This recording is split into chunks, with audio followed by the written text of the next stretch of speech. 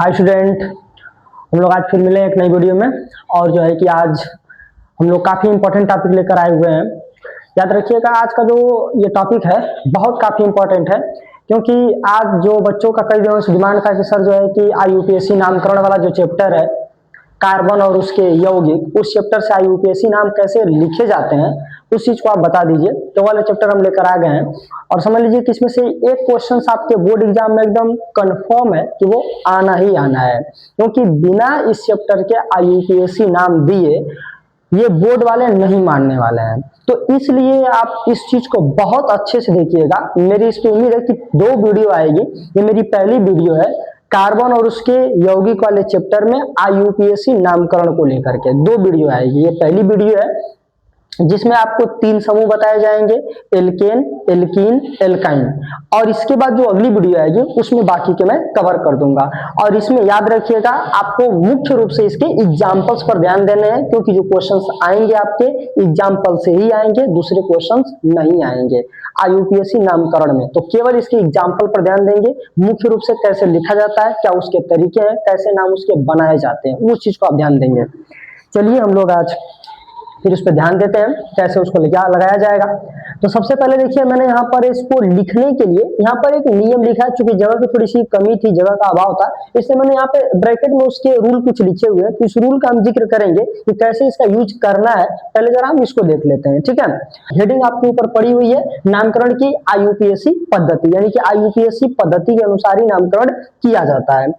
तो एल्केन समूह सबसे पहले पढ़ना है। अब एल्केन क्या होते हैं, यहाँ बताया जा रहा है कि संतृप्त हाइड्रोकार्बन्स जो होते हैं उन्हीं को हम एल्केन कहते हैं, संतृप्त हाइड्रोकार्बन्स। अब यहाँ पे हाइड्रोकार्बन क्या होते हैं, तो याद रखिएगा, जब हाइड्रोजन और कार्बन आपस में बंध बना करके कोई यौगिक बनाते हैं तो उन्हें हाइड्रोकार्बन्स कहते हैं।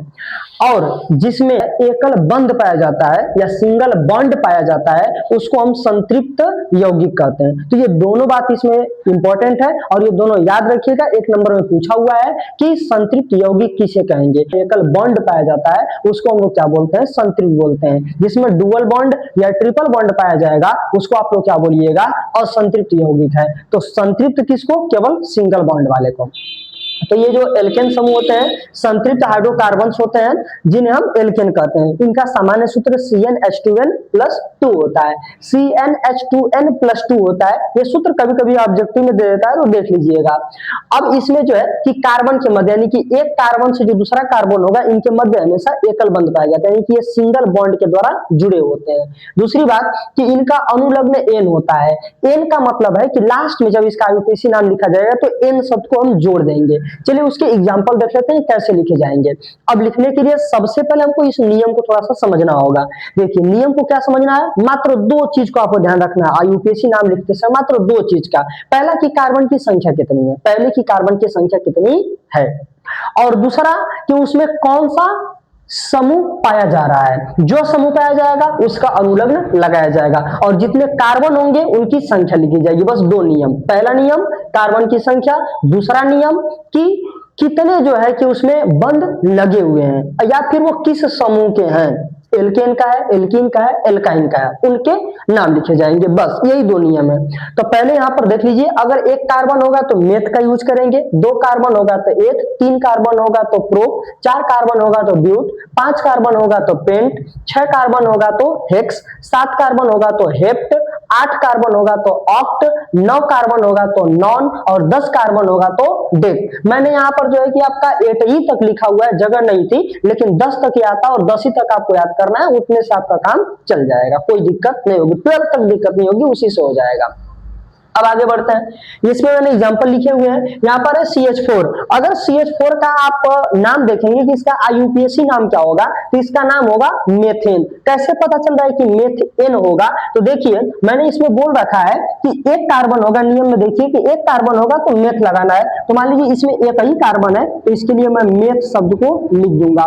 और मेथ में क्या जोड़ना होगा, मुझे N जोड़ना होगा। क्यों जोड़ना होगा, क्योंकि जब इसका आप संरचना सूत्र बनाएंगे तो सबके मध्य एकल बंध पाया जाता है। एक बार देख लीजिए, ये है कार्बन 1 2 3 4, 4 हाइड्रोजन इसमें दिखाया गया है। ये मैंने चारों हाइड्रोजन को जोड़ दिया। अब देखिए कार्बन से ये भी सिंगल बॉन्ड एकल बंध, ये भी एकल बंध, ये भी एकल बंध और ये भी एकल बंध, यानी कि सिंगल सिंगल बॉन्ड से कार्बन हाइड्रोजन से जुड़े होते हैं तो उन्हें हम एकल बॉन्ड कहते हैं। और ये एकल बॉन्ड बताता है कि ये कौन सा है, एल्केन समूह है। ठीक है, तो एल्केन समूह है तो इसके लिए कार्बन एक था तो मेथ यूज कर लिए।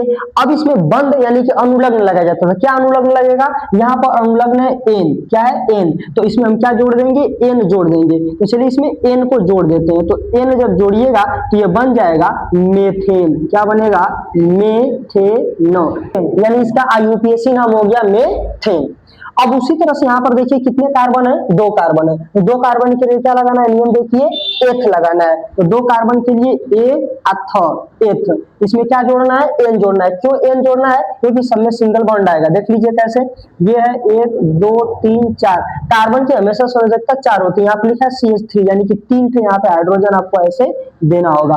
और ये कार्बन इस कार्बन से सिंगल बॉन्ड द्वारा जुड़ा हुआ है। यहाँ पे भी 3 हाइड्रोजन है, 1 2 और ये हो गया 3, ये 3 हाइड्रोजन। तो कितने कार्बन दिख रहे हैं, 1 2, 2 कार्बन के लिए 1, और कितने कितने बॉन्ड है, एकल बॉन्ड है। तो एकल बॉन्ड के लिए क्या जोड़ना है, एन जोड़ना है। तो एन इसमें लगा दीजिए A9, तो क्या पढ़िएगा, मेथेन। ये एन में मात्रा नहीं रहती है, ये हो जाएगा एथेन, इसका नाम हो गया एथेन। वैसे ही इसका भी लिखेंगे। तो इसमें भी कार्बन की श्रृंखला पहले देखेंगे, कार्बन की श्रृंखला यानी कार्बन कितना, 1 2 3, तो कितने कार्बन, 3, 3 कार्बन के लिए प्रोप लगेगा। तो यहाँ पर हम क्या लिख देंगे, प्रोप, और सबके मध्य एकल बॉन्ड है तो क्या जोड़ेंगे, एन जोड़ देंगे। देखिए एकल बॉन्ड सब में मिलेगा, CH3 तो 1 2 3, 3 हाइड्रोजन, फिर ये कार्बन जुड़ा है, फिर यहाँ पे भी 2 हाइड्रोजन, फिर इसके बाद सिंगल बॉन्ड से कार्बन जुड़ा हुआ है, फिर 3 हाइड्रोजन जुड़े हुए हैं, सबके मध्य एकल बंध पाया जा रहा है। ये जो मैं लिख रहा हूँ इसका संरचना सूत्र लिख रहा हूँ, और सबके मध्य एकल बंध पाया जा रहा है। चूंकि 3 कार्बन तो मैंने प्रोप लिखा हुआ है,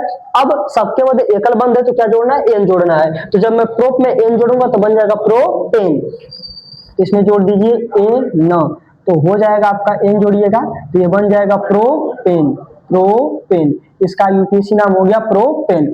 अब इसका आईयूपीएससी नाम क्या होगा, ये आप जो है हमको कमेंट बॉक्स में कमेंट करके बताएंगे कि इसका आईयूपीएससी नाम क्या होगा। मैं थोड़ा सा हिंट दे देता हूं, क्योंकि देख लीजिए 1 2 3 4, 4 कार्बन है तो 4 कार्बन के लिए ब्यूट लगाइएगा, बाकी क्या जोड़ना है वो आप कमेंट में बताइएगा। अब हम दूसरा देख लेते हैं, दूसरा है एल्कीन समूह। एल्कीन समूह देखिए जो है असंतृप्त यौगिक होते हैं। अगर यहाँ पर बात आ गई कि असंतृप्त होते हैं, मतलब इसमें या तो डबल बॉन्ड होगा या तो ट्रिपल बॉन्ड होगा। डबल बॉन्ड या ट्रिपल बॉन्ड होता है तो ही वो असंतृप्त होगा, कभी भी सिंगल बॉन्ड में असंतृप्त नहीं होता है, वो संतृप्त होता है। तो ये असंतृप्त होते हैं जिसमें द्विबंध पाया जाएगा, और कितने, एक द्विबंध पाया जाएगा। तो एक द्विबंध पाया जाता है, इसका सामान्य सूत्र CnH2n होता है, और इसका अनुलग्न, अनुलग्न यानी इसमें क्या जोड़ा जाता है, तो इसमें जोड़ा जाता है इन, क्या जोड़ा जाता है, इन जोड़ा जाता है। अब इसके भी देख लेते हैं एग्जांपल्स। एग्जांपल्स काफी इंपॉर्टेंट है, मैं बार बार बोल रहा हूँ। यहाँ पर भी देखिए कितने कार्बन है, 2 कार्बन है। 2 कार्बन के लिए क्या लगाना था, एथ लगाना था। तो 2 कार्बन के लिए एथ लगाना, तो मैंने ये लगा दिया एथ, और कितने बॉन्ड लगेंगे, 2, तो इसमें क्या जोड़ना था, लास्ट में इन जोड़ना था। तो एथ में अगर मैं इन जोड़ दूं, एथ में मैं अगर इन जोड़ दूं तो इसका नाम बन जाएगा एथीन, एथीन, एथीन। इसका आईयूपीएसी नाम हो गया एथीन, आईयूपीएसी नाम एथीन। उसी प्रकार से यहाँ पर आइए, यहाँ पर अगर आप देख रहे हैं तो कितने कार्बन है टोटल, 1 2 3 कार्बन है। तो 3 कार्बन के लिए प्रोप, 3 कार्बन के लिए लिखेंगे हम प्रोप, और प्रोप में कितने बॉन्ड लगेंगे, देखिए 2 बंध लगा हुआ है। कितने बंध है, 2 बंध। 2 बंध के लिए क्या जोड़ना है, इन जोड़ना है। तो इसमें हम प्रोप में अगर इन जोड़ देंगे तो ये बन जाएगा प्रोपीन। उसी तरह से इसमें भी आप आइए, यहाँ पर भी आप देख रहे हैं कितने कार्बन है टोटल, 4 कार्बन है। 1 2 3 4, 4 कार्बन है। 4 कार्बन के लिए ब्यूट लिखा जाएगा, क्या लिखा जाएगा, ब्यूट। तो 4 कार्बन के लिए हो गया ब्यूट, और ब्यूट में इन जोड़ दिए, क्योंकि डबल बॉन्ड लगा हुआ, डबल बॉन्ड के लिए क्या लगाना होता है, इन लगाना होता है। तो इसमें अगर मैं इन जोड़ दूं तो ये बन जाएगा ब्यूटीन, ब्यूटीन। अब यहाँ पर ब्यूटीन तो आप लिख दिए, ब्यूटीन लिख दिए, लेकिन यहाँ पर एक चीज याद रखिएगा, जब ये जो डबल बॉन्ड है, जब 3 से ज्यादा कार्बन आने लग जाए, 3 से ज्यादा कार्बन आने लग जाए, तो उसमें हमको इसको देखना पड़ता है कि ये कहां पर जुड़ा हुआ है, और उसको हम वहीं से नंबरिंग देंगे जहां से हमको सबसे नजदीक पड़ेगा। जैसे अगर यहां से गिनते जाऊं तो 1 2 3 नहीं 1 2 दूसरे कार्बन से जुड़ा हुआ है, इधर से गिने तो 1 2 दूसरे कार्बन से जुड़ा हुआ है, यानी कि ये डबल बॉन्ड जो है कहां पर पाया जा रहा है, दूसरे कार्बन के साथ पाया जा रहा है। तो जब ये दूसरे कार्बन के साथ पाया जा रहा है तो इसके नाम से पहले हमको 2 लगाना होता है। बाद में भी आप 2 लगा सकते हैं, कि यहां पर भी आप लिख सकते हैं कि 2 ब्यूटीन लिख सकते हैं, ब्यूटीन 2, या तो ये 2 चाहे तो पहले भी लिख सकते हैं 2 ब्यूटीन। ये 2 बताने का मतलब ये है कि इसमें जो डबल बॉन्ड लगा हुआ है वो दूसरे कार्बन से लगा हुआ है, इसलिए इसमें 2 लगाना होता है। एक जब पहले स्थान पे लगा होगा तो एक बताने की कोई जरूरत नहीं होती है, लेकिन जब वो दूसरे या तीसरे या चौथे ऐसे किसी भी कार्बन पे लगा होगा तो उसकी स्थिति बतानी होती है, तो बताते हैं, तो ऐसे काउंट करके उसके पहले या तो बाद में लिख दिया जाता है। और एक चीज याद रखेंगे, जब भी इसका नाम आप लिखिएगा तो ये जो आप बताइएगा कि 1 है 2 है 3 है कितना है, तो उसको डैश देकर के ऐसे डैश देकर के लिखा जाता है, या तो 2 या तो 1 जहां भी 1 लगा होगा।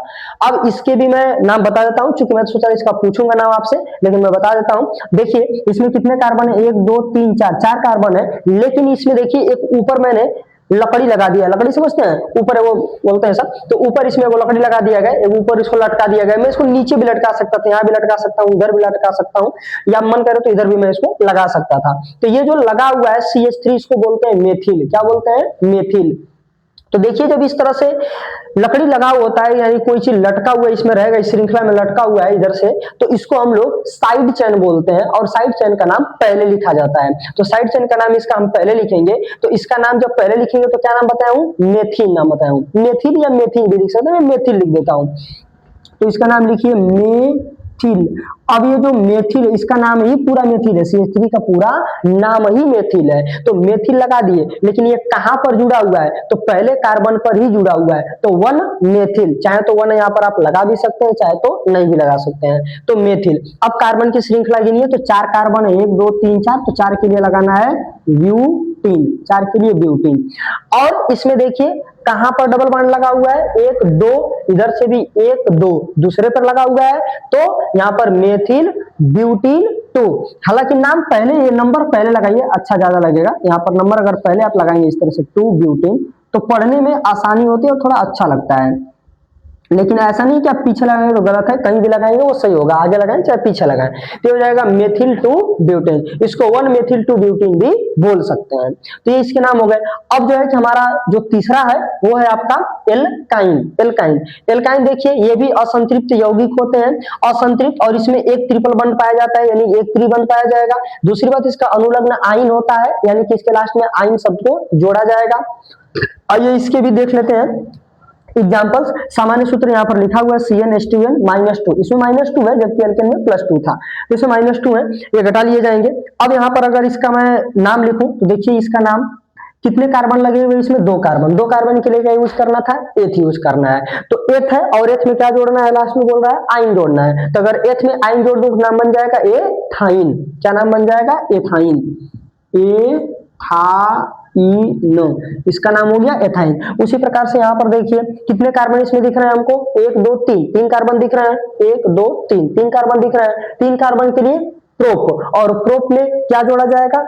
एल्काइन है, एल्काइन है ये। तो एल्काइन में कितने अनुलग्न लगाने हैं? आइन को लगाना है। तो अगर प्रोप में आइन जोड़ दूं तो प्रोपाइन बन जाएगा, तो इसका नाम हो जाएगा प्रोपाइन। प्रोपाइन नाम हो गया।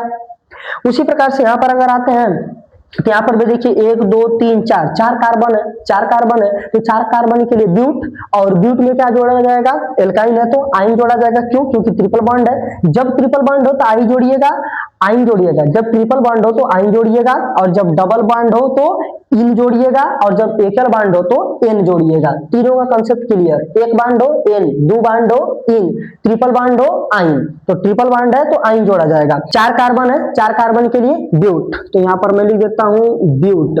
और ब्यूट में क्या जोड़ना है? ट्रिपल बॉन्ड है तो आइन जोड़ना है, तो ब्यूटाइन। ब्यूटाइन, ये हो गया ब्यूटाइन। और ये देखिए 1 2 3 4 4 कार्बन है, तो कहां पर ट्रिपल बॉन्ड लगा हुआ है? पहला दूसरा, दूसरे पे लगा हुआ है तो 2 पहले लगा दीजिए, 2 ब्यूटाइन, इसका नाम है 2 ब्यूटाइन। उसी तरह से इसमें देखिए 1 2 3 4 5 5 कार्बन है, लेकिन ट्रिपल बॉन्ड लगा कहां से काउंटिंग शुरू करते हैं? तो याद रखिए काउंटिंग वहां से शुरू करते हैं जहां से डबल बॉन्ड या ट्रिपल बॉन्ड सबसे नजदीक होता है। तो यहाँ से गिनो तो 1 2 तीसरे कार्बन पर जुड़ा हुआ है, जबकि यहाँ से गिनो तो 1 2 दूसरे ही कार्बन पर जुड़ा हुआ है। तो जहां से नजदीक होता है वहीं से हम काउंटिंग शुरू करते हैं। तो यहाँ शुरू करेंगे 1 2 2 पे हमको मिल रहा है, तो पहले लिख दीजिए 2 और 2 पहले लगा दीजिए। अब कितने जो है कि कार्बन, टोटल 5 कार्बन है, 1 2 3 4 5 5 कार्बन है, 5 कार्बन के लिए पेंट यूज होगा, तो यहाँ पर हम लगा देते हैं 2 पेंट। और ट्रिपल बॉन्ड है, तो ट्रिपल बॉन्ड के लिए क्या लगाना है? आइन लगाना है, तो 2 पेंटाइन, 2 पेंटाइन, इसका आईयूपीएसी नाम हो गया 2 पेंटाइन। इस तरह से आप जो है कि आसानी से नाम लिख सकते हैं। मैं पूरे को समराइज कर देता हूं, बस आपको 2 ही बात याद रखनी है, बस ये याद रखना है कि कितने कार्बन के लिए कौन सा शब्द लगाना है। दूसरा क्या याद रखना है कि अनुलग्न क्या जोड़ना है, अगर 1 बांड है तो क्या, 2 बांड है तो क्या, 3 बांड है तो क्या। केवल ये देख लेना है कि उसमें बंद कितने हैं, अगर 1 बंद होगा तो एन, अगर 2 बंद होगा तो इन, यदि 3 बंद होगा तो आइन शब्द को जोड़ दीजिएगा। बस ये 3 शब्द याद रखिएगा, आराम से आपका इन तीनों का नाम लिख सकते हैं, कभी कोई दिक्कत नहीं होगी। बहुत कम समय, बाबू याद रखें, बहुत ही कम समय आपके पास, अब एकदम भी समय नहीं है। जितना भी आपका जी जान लगाना है वो लगा दीजिए, क्योंकि बोर्ड एग्जाम मात्र आपका कुछ ही दिन बच गया। मान लीजिए आपका 18 फरवरी से है, आज आपका 1 फरवरी है, मात्र आपका 15 से 17 दिन है समय, और उस 15 से 17 दिनों में ही आपको जितना भी कोशिश करना है वो कोशिश कर लीजिए। क्यों कि आपको याद रखेंगे एग्जाम में मार्क्स कितने हैं वही मैटर करता है, आप कितना तैयार किए थे ये मैटर नहीं करता है। बोर्ड एग्जाम में कैसे क्वेश्चंस आ गए वो आपको आ रहे थे कि नहीं, इससे नहीं लेना देना है, कितना मार्क्स है इससे मतलब होगा। जिस प्रकार से अखाड़े में कौन सबसे पहले गिरता है इससे फर्क नहीं पड़ता है, लास्ट में कौन खड़ा है वही विजेता होता है। ठीक उसी प्रकार से ये बोर्ड एग्जाम में आपको कितना नॉलेज है इससे लोग आपको जज नहीं करेंगे, सबसे पहले ये देखते हैं कि आपका कितना परसेंटेज आया है। इसलिए आपको बहुत अच्छे से इस बात को याद रख के ध्यान से एकदम कंसंट्रेट होकर के पढ़ाई को जारी रखनी है। ठीक है, चले हम लोग फिर मिलेंगे नेक्स्ट वीडियो में, तब तक के लिए आप लोग